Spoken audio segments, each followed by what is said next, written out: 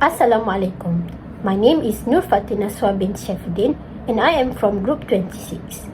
My group will be presenting about language as power, a sociolinguistic analysis of Syed Saddiq'S youth advocacy.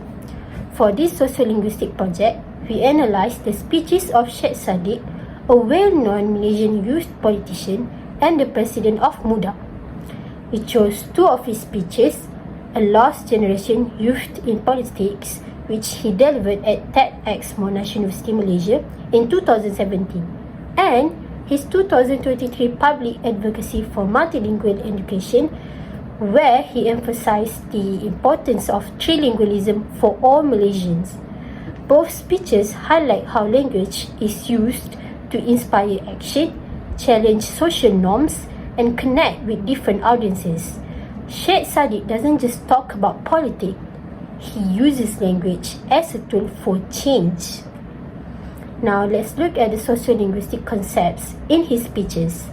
In his TEDx talk, Syed Saddiq uses assertives. He shares real-life experience like rejecting an Oxford offer to fight corruption in Malaysia. These statements commit him to a truth and make his story more powerful. He also uses directives, which are calls to action. For example, when he says, "You are not the leaders of tomorrow, you are the leaders of today." He encouraging youth to step up now. Second, we applied the concept of language ideology. In his multilingual education advocacy, Syed Saddiq promotes the belief that language diversity is strange. He challenges the idea that fluency in English is only for the elite and pushes for a national policy where Malaysian learns Bahasa Malaysia, English and a third language like Tamil, Mandarin or Arabic. This shows his ideology. Language should empower everyone, not divide people. Now, we move on to the sociolinguistic elements in his speeches. The first is power and identity. Syed Saddiq speaks with youth, not at them. He uses inclusive words like we and us, which shows that he sees himself as one of them. Even when he shares his own experiences as a young politician, it is not to boast. It is to say, if I can do this, so can you. He reclaims power by building solidarity, not status. The second element is code switching. In both speeches, he switches between English and Malay. For example, emotional appeals, like calling youth anak-anak Malaysia, are delivered in Malay, while more technical parts like policy suggestion are in English.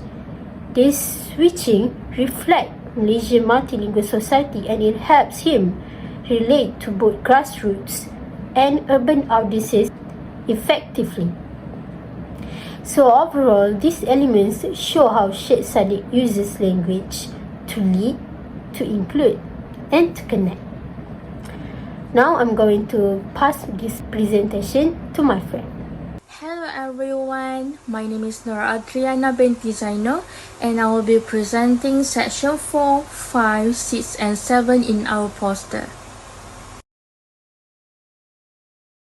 Alright, let's begin with linguistic variations and social factors that influence how Syed Saddiq uses language, which is point number 4.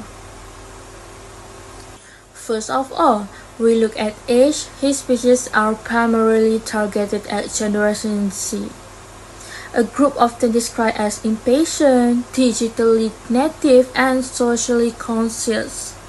To connect with them, Saddiq used inclusive language such as we and us to build a sense of solidarity and shared purpose.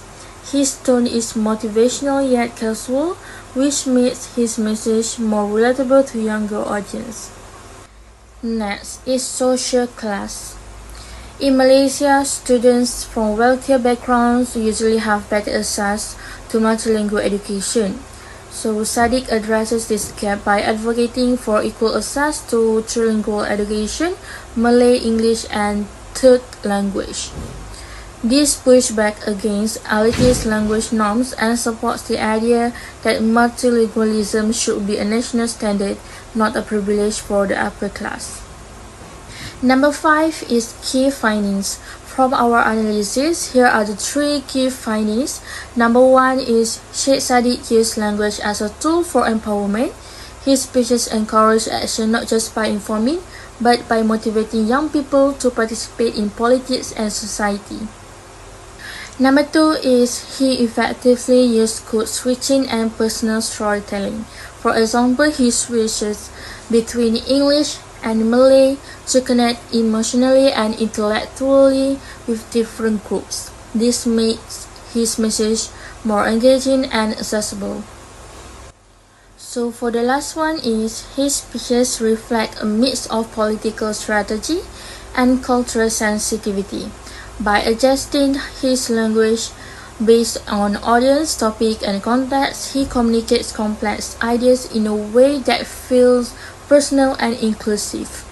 Alright, now let's move on to number 6, which is ESG connection Sociolinguistic. This brings us to how Syed Saddiq's speeches relate to ESG, specifically the social as component. Its advocacy for multilingual education promotes several important social goals, like equal educational access regardless of ethnicity or income, greater civic participation by empowering youth through language, and cultural inclusivity, which values Malaysia's diverse population. All of this aligns with social sustainability by supporting fairness, opportunity, and unity in education. Last but not least is conclusion. To conclude, Syed Saddiq's speeches show that language is more than just communication, but is also a powerful tool for change. By using sociolinguistic strategies like speech arts, code switching, and inclusive language, he creates a space where youth feel seen, heard, and motivated to act. Ultimately, this analysis shows how sociolinguistics connects directly to real-world issues from education access to political participation, proving that words really can shape a better society. I think that's all from us. Thank you for listening. Bye.